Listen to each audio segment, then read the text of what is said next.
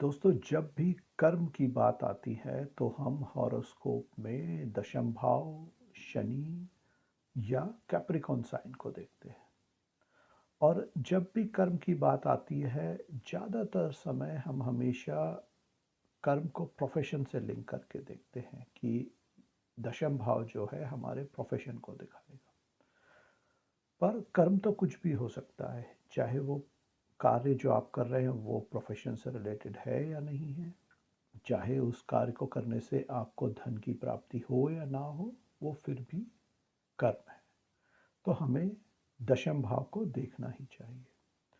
आज जो सूत्र मैं आपसे शेयर कर रहा हूँ वो कुछ इस तरह से है। किसी भी भाव के का लॉर्ड अगर अपने से दशम जाके बैठा है, तो उस भाव जिसका वो लॉर्ड है, उसके फल की प्राप्ति आपको कर्म करके ही मिलेगी। एग्जाम्पल से समझाने की कोशिश करता हूँ कि मान लीजिए कि अष्टम भाव है। अष्टम भाव का लॉर्ड अपने से दशम यानी पंचम में जाकर बैठा है। अब अष्टम भाव जो होता है वो होता है हमारे इनहेरिटेंस का। अगर आप कुछ एक्सपेक्ट कर रहे हैं कि आपको इनहेरिटेंस की कोई प्रॉपर्टी मिलनी चाहिए, इनहेरिटेंस से कुछ धन मिलना चाहिए, और आपके अष्टम भाव का लॉर्ड जो है वो पंचम में जाकर बैठा है, तो जब तक आप खुद कर्म नहीं करेंगे, खुद एफर्ट नहीं करेंगे उस इनहेरिटेंस को पाने के लिए, तब तक आपको वो इनहेरिटेंस की प्रॉपर्टी या धन नहीं मिलेगा।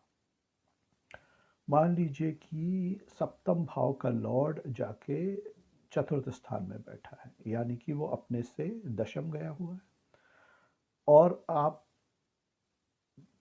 शादी के लिए स्पाउस ढूंढ रहे हैं या आपकी फैमिली आपके लिए कोई पार्टनर ढूंढ रही है, लेकिन आपका जो लॉर्ड है सप्तम भाव का वो जाके चतुर्थ में बैठा है। इसका मतलब क्या हुआ कि जब तक आप खुद एफर्ट नहीं करेंगे, जब तक आप खुद दौड़ भाग नहीं करेंगे, पार्टनर से मिलने नहीं जाएंगे, एडवर्टाइज नहीं करेंगे, आपको खुद ही वो सब एफर्ट करना पड़ेगा, तब ही आपको पार्टनर की प्राप्ति यानी कि सप्तम भाव के फल की प्राप्ति होगी। दूसरा भाव जो कि हमारे धन संचय का भाव होता है, मान लीजिए कि उसका लॉर्ड जाके 11वें भाव में बैठा है, यानी कि अपने से फिर वो दशम गया है। तो जो धन संचय आप करेंगे अपनी ज़िंदगी में वो आपके अपने एफर्ट से ही होगा। अगर आपको ये उम्मीद है कि कहीं से आपको कुछ प्रॉपर्टी मिल जाएगी या पेरेंटल कुछ मिलेगा, तो ऐसा कुछ नहीं होने वाला। आपका जो धन संचय होगा वो आपके अपने एफर्ट से ही होगा पूरी ज़िंदगी।